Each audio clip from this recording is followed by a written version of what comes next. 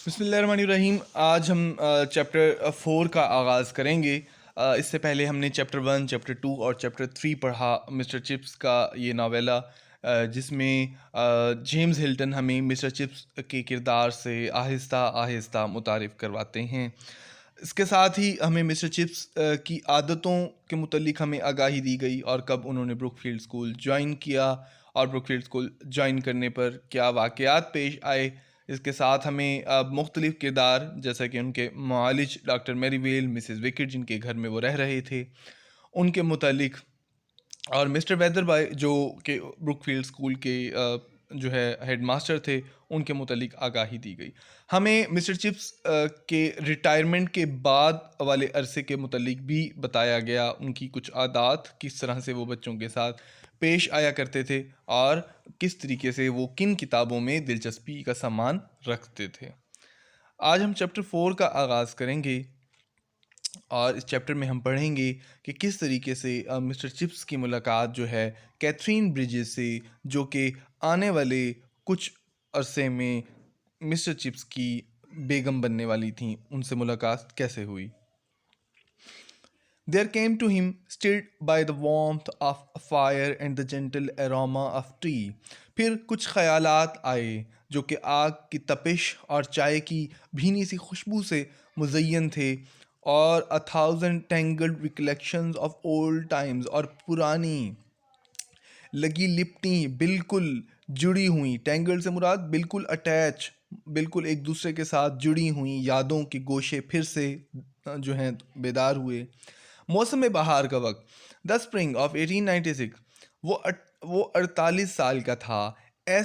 ऐसी उम्र जिसमें आदतों की पुख्तगी जो है बिल्कुल पूरी यकीन हो चुकी होती है। परमानेंस के मतलब बिल्कुल पक्की हो चुकी हैं होती हैं आदतें। प्रिडिक्टेबल से मुराद जिसको हम पहले से ही जो है ना वो फोरकास्ट कर सकते हैं, पेशन गोई कर सकते हैं। He had just been appointed a house master with this and his classical form he had made for himself a warm and a busy corner of life.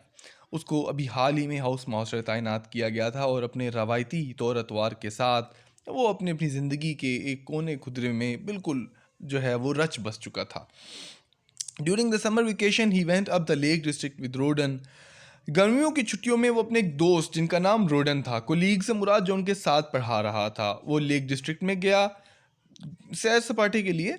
They walked and climbed for a week until Rodon had to leave suddenly. उन्होंने वहाँ पर जो पहाड़ियाँ हैं, जो वहाँ पर जो जगह है उन पर, वहाँ पर वो वॉक की, वहाँ पे हाइकिंग की, वहाँ पर उन्होंने पहाड़ियों पर चढ़े। फिर अचानक रोडन को घरेलू मसरूफियात की वजह से जाना पड़ा। Chip stayed on alone at Westdale head.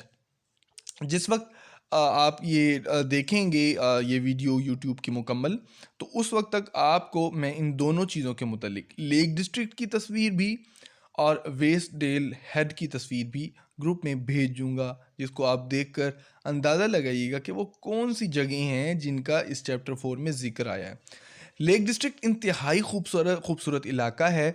ये वही इलाका है स्टूडेंट्स जहाँ पर विलियम वर्ड्सवर्थ रहा करते थे। विलियम वर्ड्सवर्थ और रॉबर्ट साउथी और सैमुअल टेलर कॉलरिज, इन तीनों का ताल्लुक लेक डिस्ट्रिक्ट से कहा जाता है और इनको लेक पोइट्स भी कहा जाता है। आपने विलियम वर्ड्सवर्थ की वो पोइम डैफोडिल्स तो ज़रूर ही पढ़ी होगी, I wandered lonely as a cloud. इसी तरह अब हम आगे चलते हैं।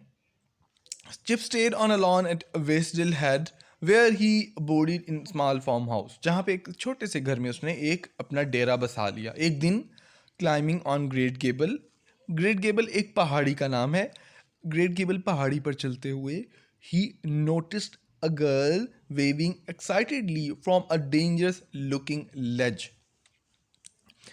वहाँ पर पहाड़ी पे चढ़ते हुए उसने देखा कि एक खातून जो है वो अपना हाथ बहुत तेज़ी से हिला रही हैं, और वो जिस जगह पर खड़ी हैं वो एक इंतहाई पहाड़ का बाहर की तरफ निकला हुआ एक किनारा है।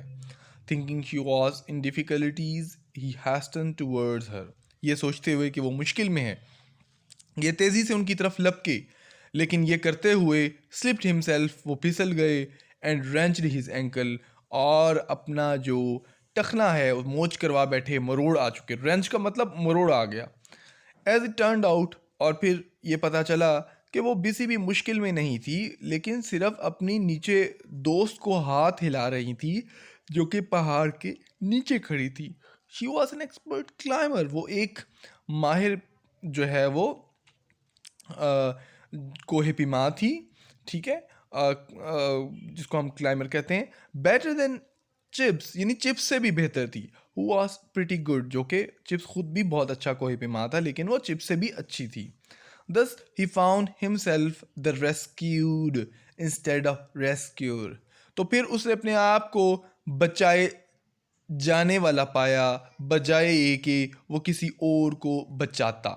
रेस्क्यूर से मतलब वो होता है जो शख्स किसी को बचाता है, और रेस्क्यूड जिसको बचाया जाता है। तो अपने आप को उसने बचाए जाने वाला पाया, बजाय कि वो किसी को बचाता।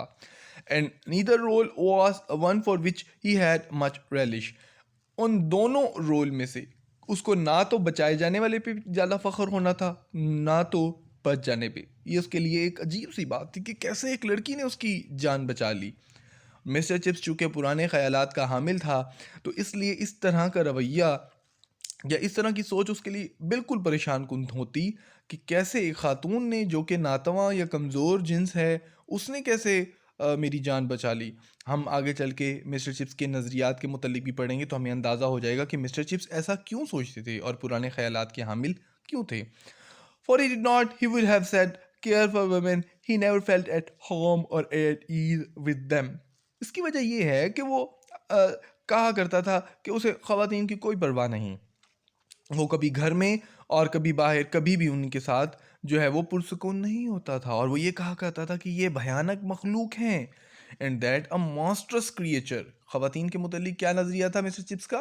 Monstrous creature beginning to be talked about the new man of the 90s। और वो उस दौर के जो 90 की दहाई की, यानी 1890 की बात की जा रही है, 1890 की दहाई की जो ख़वातीन हैं उनके मुतल्लिक सोच कर खौफ से भर जाता। मतलब वो ख़वातीन के बारे में सोच कर, जो उस दौर की जदीद ख़वातीन थी 1890 की, तो वो सोच कर परेशानी में मुब्तला हो जाते। He was quite conventional, पेन वो एक खामोश पुरसकून रवायती शख्स था। And the world viewed from the haven of Brookfield, और वो दुनिया को ब्रुकफील्ड के एक छोटे से पुरसकून अहाते से देखता। ब्रुकफील्ड उसके लिए एक पनाहगाह थी। उस पनाहगाह के बाहर जब वो निकलता तो वो उसको खौफ महसूस होता, उसको डर लगता कि दुनिया पता नहीं कैसी है, लोग कैसे हैं, ख़वातीन कैसे हैं। यानी एक फ्रेंडलीनेस वाला एटीट्यूड जो है मिस्टर चिप्स का नहीं था, और वो तमाम लोगों को स्केप्टिकल आइज़ के साथ, यानी शक्की निगाहों से देखता था। हम ये नहीं मानेंगे कि मिस्टर चिप्स ऐसे करने में ठीक थे, हम ये बताएंगे कि मिस्टर चिप्स जैसे हैं वैसे ही उसके किरदार को बताया गया है। And viewed from the heaven of Brookfield seemed to him full of distasteful innovation, जो कि बिल्कुल इसके नज़दीक एक अजीब व गरीब किस्म की नई रवायात पर मबनी बातें होती। There was a fellow named Bernard Shaw. अब यहाँ पर अब जिक्र हो रहा है बर्नर्ड शा का, कि यहाँ पर एक शख्स था Bernard Shaw, who had the strangest and most reprehensible opinions, कि जिसके बिल्कुल अजीब और काबिल मुज़म्मत, रेप्रीहेंसिबल काबिल मुज़म्मत नज़रियात थे। अब आपको बर्नर्ड शा के बारे में ज़रूर बताना चाहिए। याद रहे कि यहाँ पर इस लाइन में तस्वीर के नीचे आप बर्नर्ड शा का नाम देख रहे हैं। बर्नर्ड शा को शेक्सपियर के बाद अंग्रेज़ी अदब का दूसरा मशहूर तरीन ड्रामाटिस्ट कहा जाता है। बर्नर्ड शा के बारे में माना जाता है कि बर्नर्ड शा ने अपनी ड्रामास के ज़रिए दुनिया में, पूरी दुनिया में बहुत ज़्यादा असर जो है वो पैदा किया।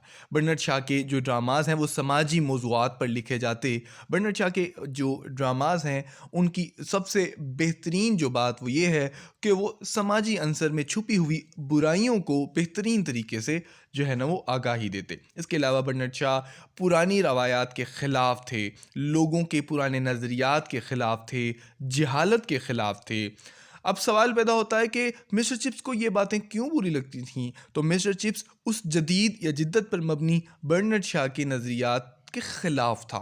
तो बर्नर्ड शाह का नाम जब भी आए तो हम ये समझ सकते हैं कि बर्नर्ड शाह ने अंग्रेज़ी अदब में गिरान कदर खिदमात सर अंजाम दी। इसके साथ ही हमारा ये लेक्चर इख्तिताम पज़ीर होता है। हम कल फिर इससे आगाज़ करेंगे और इसको मज़ीद जो है आगे बढ़ाएंगे। तब तक के लिए आप इसके सवालात को देखिए और फिर हम जो है इसके MCQs को देखिए और इसकी जो है ना प्रिपरेशन कीजिए। शुक्रिया। अल्लाह हाफ़िज़।